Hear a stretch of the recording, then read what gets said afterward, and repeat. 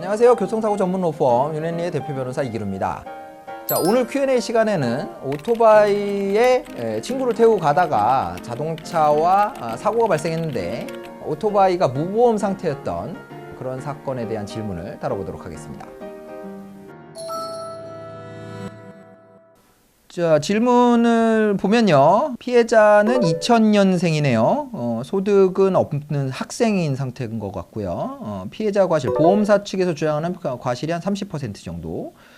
그리고 피해자 진단을 보면 운전자는 뇌출혈, 두개골 골절, 전치 6주 이상이 나왔고요. 동승자는 안화골절, 전치 6주. 그래도 꽤 크게 다치신 모양이에요.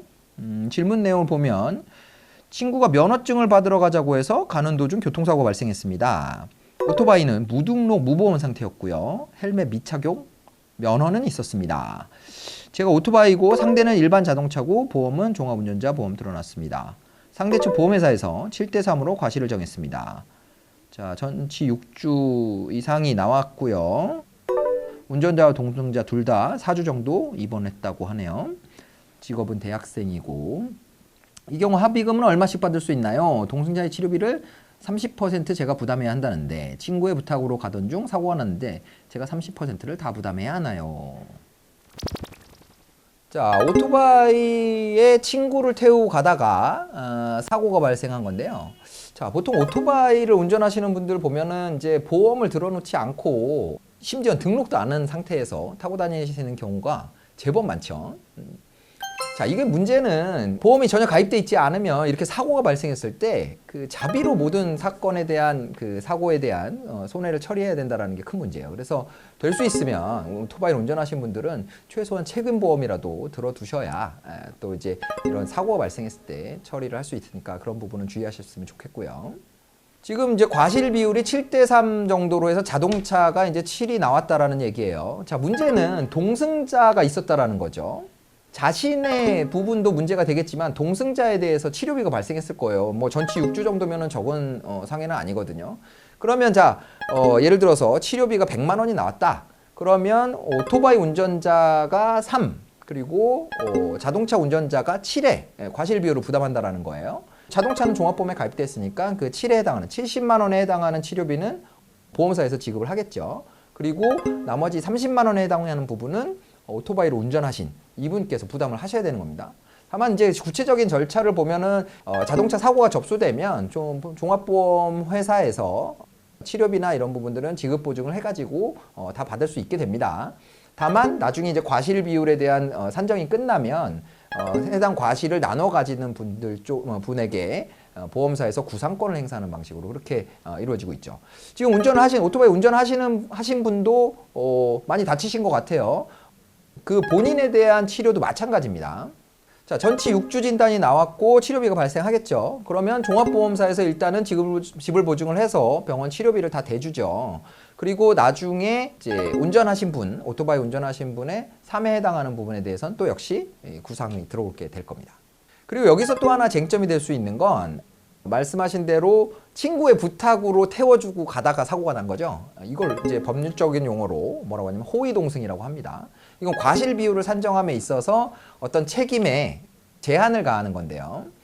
호의동승을 했다라는 건 이제 차를 얻어서 타고 가는, 오토바이를 얻어서 타고 가는 사람에게도 이 사고 발생 당시의 운행이 뭔가 그 사람에게 이익이 되는 상황이었다면 그 운행으로 인해서 발생한 어떤 손해에 대해서 그 호의동승한 사람에게도 어느 정도 책임을 부과하게 하는 것이 형평에 맞다. 이런 법리라고 생각하시면 됩니다. 자동차와 오토바이 사이에, 오토바이 운전자 사이에 과실 비율은 이제 7대3으로 정해졌지만, 자, 운전자와 이제 동승자 사이, 그리고 자동차 운전자와 동승자 사이에서는 자, 호의동승을 하고 가는 중에 발생한 사고였기 때문에 이 동승자에게도 어느 정도 책임을 부담하라는 판결이 날 수가 있다는 거죠. 그 비율은 어느 정도 정해져 있는 건 아니에요. 근데 통상 이제 소송을 진행하다 보면 호의동승과 관련된 책임 제한은 한 10%, 뭐에서 한 20% 정도, 그리고 전적으로 동승자를 위해서, 동승자의 뭐 강력한 요청에 의해서 운행을 하던 상황이었다 그러면 30% 정도까지도 이제 적용을 하는 경우가 있습니다. 자, 그리고 동승자분께서는 안화골절이 왔다고 하셨는데 아시다시피 안화골절이라는 것은 눈을 둘러싸고 있는 뼈에 골절이 왔다라는 거예요. 그러면 사실 얼굴 부위에 이제 큰 부상이 온 거죠. 자, 이 경우에는 이제 인공뼈를 삽입하는 시술을 한 다음에 얼굴에 어떤 변형이 왔다면 성형 수술까지 이어져야 되는 경우도 있습니다. 그리고 이렇게 치료를 다 마친 다음에 지울 수 없는 흉터가 남았다라고 하면 이걸 추상장애라고 하는데요. 얼굴 부위는 사실 살아가면서 계속 노출이 되는 부위이기 때문에 흉터가 좀 흉측하게 남는다고 하면 추상장애를 인정받을 수도 있습니다. 그렇지만 외형상에 큰 변화가 없다면 안화골절은 뭐 완치가 가능한 이제 상해로 봐서 장애율이 인정받기는 어려울 수도 있고요. 또 뭐 안화골절로 인해서 또는 뭐 이제 그런 충격으로 인해서 시력에 문제가 온다 그러면 또 뭐 장애율이 인정될 수도 있겠죠. 그래서 만약에 장애가 인정된다고 한다면 이 노동능력 상실률을 적용을 해서 일실 수익 같은 거를 인정받을 수도 있겠지만 장애가 없는 경우라고 하면 학생이시라고 했으니까요. 휴업 손해가 인정되지 않기 때문에 치료비와 위자료 정도만 청구를 할 수 있을 겁니다. 그 합의금이 얼마 정도 되느냐 물어보셨는데 사실 뭐 정해진 금액은 없고요. 진단 주수를 고려했을 때 이 병원에 입원한 기간, 병원에 입원한 주수에 보통 한 50에서 100만 원 정도 이 정도를 합의금으로 제시하는 것 같아요. 그래서 그런 부분 이제 휴업 손해 부분과 위자료 이런 걸 합쳐서 이제 그렇게 제시를 하는데 그 부분은 적당한 수준에서 합의에 응하시면 될 것 같고요. 그리고 운전하신 분 같은 경우에는 두개골 골절 진단이 있는데요. 두개각 내에 출혈이 있었다고 하면 후유증이 남을 수 있기 때문에 좀 더 걱정이 되기는 합니다. 대개 출혈 자체는 자연적으로 흡수가 되기 때문에 골절에 의해서 뇌 기질적인 손상이 동반되지 않는 경우에는 뭐 따로 후유증이 남지는 않고요. 하지만 뇌 기질적인 손상이 동반되면 후유증이 남을 수 있기 때문에 이 부분에 대해서는 정밀한 검사를 받으시기를 권해드립니다. 마지막으로 가능성이 좀 희박하기는 하지만 만약에 자동차를 운전한 상대방이 다쳤다라고 진단서를 제출하게 됐을 때는 종합보험에 가입돼 있지 않은 상태이기 때문에 형사 입건 사안이 될 수가 있습니다.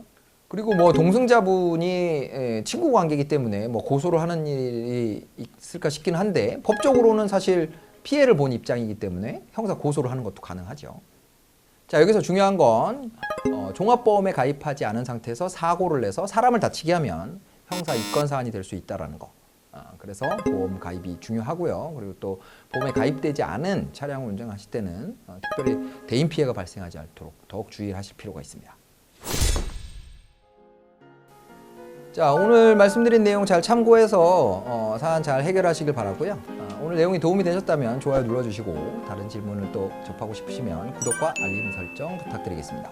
지금까지 교통사고 전문 로펌 윤현희의 이기로 변호사였습니다. 감사합니다.